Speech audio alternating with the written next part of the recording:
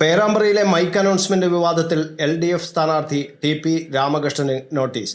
UDFിന്റെ പരാതിയിൽ പെരുമാറ്റച്ചട്ടത്തിന്റെ ചുമതലയുള്ള ഉദ്യോഗസ്ഥനായ ഡെപ്യൂട്ടി കളക്ടറാണ് നോട്ടീസ് അയച്ചത്.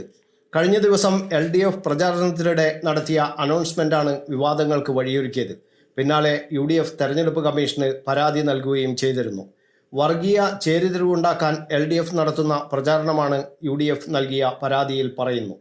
UDF സ്ഥാനാർത്ഥി ഫാത്തിമ തഹ്ലിയക്കെതിരെ മതസ്പർദ്ധ വളർത്തുന്ന രീതിയിൽ പ്രചാരണം നടത്തുന്നുവെന്ന് ആരോപിച്ച് UDF ജില്ലാ ചെയർമാൻ ബാലനാരായണൻ ആണ് തെരഞ്ഞെടുപ്പ് കമ്മീഷനെ സമീപിച്ചത്.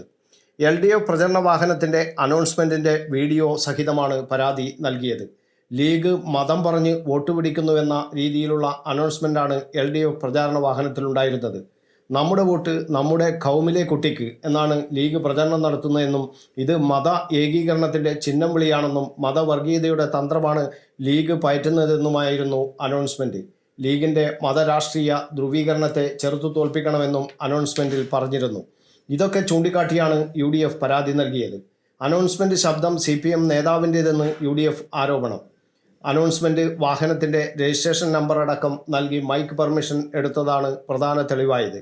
വാഹനം LDFിൻ്റേത് അല്ല എന്ന് പറഞ്ഞ് കൈയൊഴിഞ്ഞെങ്കിലും പരാതി നൽകാൻ CPM തയ്യാറായിട്ടില്ല. സംഭവത്തിൽ കേസെടുക്കാത്തത് പ്രതിഷേധാർഹമാണെന്ന് UDF സ്ഥാനാർത്ഥി ഫാത്തിമ തഹ്ലിയ പ്രതികരിച്ചിരുന്നു. അനൗൺസ്മെൻറ്റ് റെക്കോർഡ് ചെയ്തത് നടുവണ്ണൂരിലെ സ്റ്റുഡിയോയിൽ വെച്ചാണെന്നും തെളിവുണ്ടെന്നും തഹ്ലിയ പറഞ്ഞിട്ടുണ്ട്. ഫാത്തിമ തഹ്ലിയെ പേരാമ്പ്രയിൽ സ്ഥാനാർത്ഥിയാക്കിയ മുസ്ലിം ലീഗ് മതം പറഞ്ഞ് വോട്ട് പിടിക്കുന്നുവെന്ന രീതിയിലുള്ള അനൗൺസ്മെൻ്റാണ് LDF പ്രചാരണ വാഹനത്തിലുണ്ടായിരുന്നതെന്നാണ് പരാതി. News bureau, Kannur media.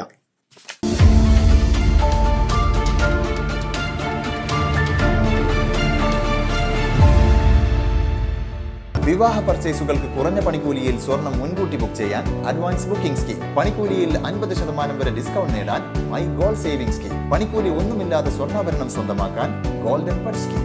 എന്നും വിശ്വസ്തയോടെ സ്വർണം സ്വന്തമാക്കാൻ ആരാധന ജ്വല്ലറി, കുവൈറ്റ് ആൻഡ് കണ്ണൂർ.